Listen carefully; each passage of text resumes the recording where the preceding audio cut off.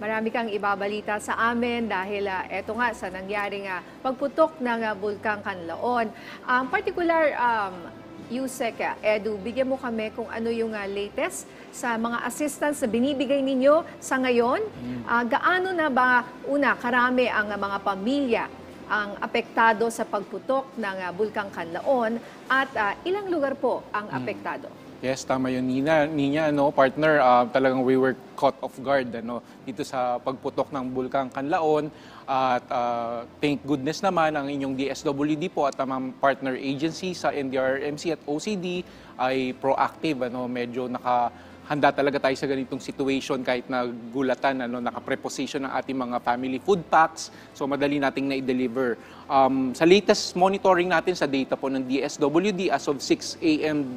this morning, today, meron tayong naitala na 641 families or katumbas ng 2,330 na individuals na affected dito sa pagsabog ng Bulkang Kanlaon nga.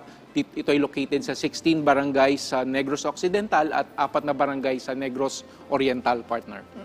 So sa ngayon, Yusek, gaano ba karami ang nasa evacuation centers at mula sa ang mga lugar, ang mga inilikas? Yes, base sa ating datos din, as of this morning, 426 families yung ating naitala sa mga evacuation centers natin. That's equivalent to 1,414 individuals na nasa loob ng 11 evacuation centers natin dito sa mga syudad ng Bago, La Carlota, La Castellana sa Negros Occidental at sa Canlaon City naman sa Negros Oriental. Sa inyo pong datos, Yusek, gaano karami po ang residente na nasa 4 kilometers permanent danger zone ng bulkan? Yes, partners, ang basehan natin dito ay yung latest na available data from Philippine Statistics Authority, yung census as of May 2020 at meron nakatala doon na almost more than 15,000 families or 76,000 individuals na nakatira dito sa within the 4-kilometer permanent danger zone. So napakarami, partner. Napakadami nun. 70, how many again? 76,000 individuals and 15,000 families. Alright, so itong 76,000 na to na nasa within the 4 kilometers na kailangan lumikas, obviously hindi lahat lumikas. Yes, kasi yung sinabi mo malayo dun sa... So papaano yun yung mga hindi lumikas, Yusek? Meron naman tayong mga naitala rin ng mga pamilya na lumikas pero wala sa kanilang mga evacuation centers, lumikas lang sa mga malalapit nilang mga kamag-anak o mga kaibigan.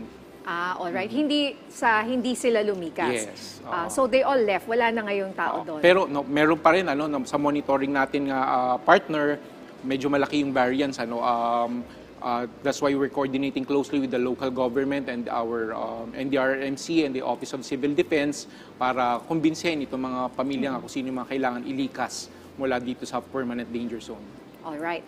So ano na po ang mga tulong na naipamahagi ng DSWD sa ating mga kababayan na apektado ng Mount Kanlaon eruption? Bukod dun sa na-mention mo nga napamigay na, yung mga napapreposition na food packs? Yes, mahigpit na bilin po ni Pangulong Bongbong Marcos ang proactive na paghahanda ng departamento ng DSWD po sa tuwing may ganitong kalamidad at mga disaster. So talaga, tulad ng binanggit natin, nakapreposition po ang aming mga food packs at mga iba't ibang food and non-food items. Kasama dyan yung mga sleeping kits, yung mga hygiene kits. Nandyan po yan sa mga warehouse ng DSWD sa rehiyon, sa probinsya, at maging sa mga local government.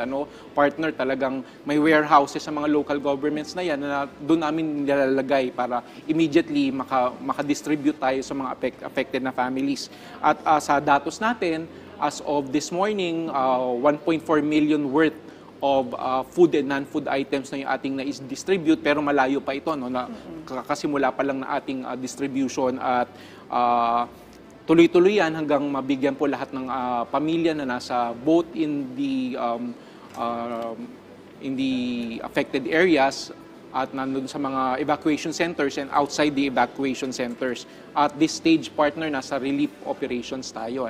At after nyan, kasi magkakaroon din tayo ng pagtapos na ang pag-aalboroto ng bulkan, magkakaroon tayo ng early recovery phase naman kung saan mamimigay tayo ng cash assistance dito sa ating mga affected na individuals para panimula o pantayo ng bahay nila ng mga naapektuhan, nasira ng mga properties. May cash assistance po ang DSWD through our emergency cash transfer program. Mga magkano yung cash assistance na yan, Yusek Edu? Nakadepende yan, partner, sa assessment ng social worker. Depende kasi yan kung magkano yung damage na nabigay dun sa mga individual. But may range po ito up to 15,000 per beneficiary. Okay. Sa ngayon, ano po ba ang pinakakailangan ng mga residenteng apektado ng pagputok ng kanloon? Kasi yung iba sabi may mga nangangati na daw ang balat dahil daw dito sa sulfur. Yes, partner, that's why we're closely coordinating with the local government units and the provincial government para sa disaster response natin. Ang DSWD naman po, immediate response natin ay namimigay nga po tayo ng family food packs, hygiene kits, pati mga sleeping kits po, yung mga urgent need ng ating mga kababayan. At closely coordinating din tayo sa mga health offices ng mga LGUs para tugunan itong mga health concerns naman ng ating mga kababayan na apektado. Sa inyo pong assessment, Yusek Edu, mga kailan kaya maaaring makabalik sa kanilang mga tahanan ang mga inilikas na residente? Yes, partner. Well, as we can see, medyo monitoring pa tayo. Andiyan pa rin, may closely monitoring pa rin yung agencies natin sa pag-aalboroto nitong bulkan. At kung sino yung magsasabi ng when it's clear already, it's the part of the local government and the OCD. Sila yung magsasabi kung talagang pwede na makabalik ang mga kababayan nating nailikas. Kasi kami po naman sa DSWD, as long as meron tao dito sa mga evacuation centers or nandun sa mga kamag-anak nila na nangangailangan ng tulong, kami po sa DSWD ay magbibigay ng tulong at handang-handa po. Alright, maraming salamat sa mga update mo na yan, Yusek Edu.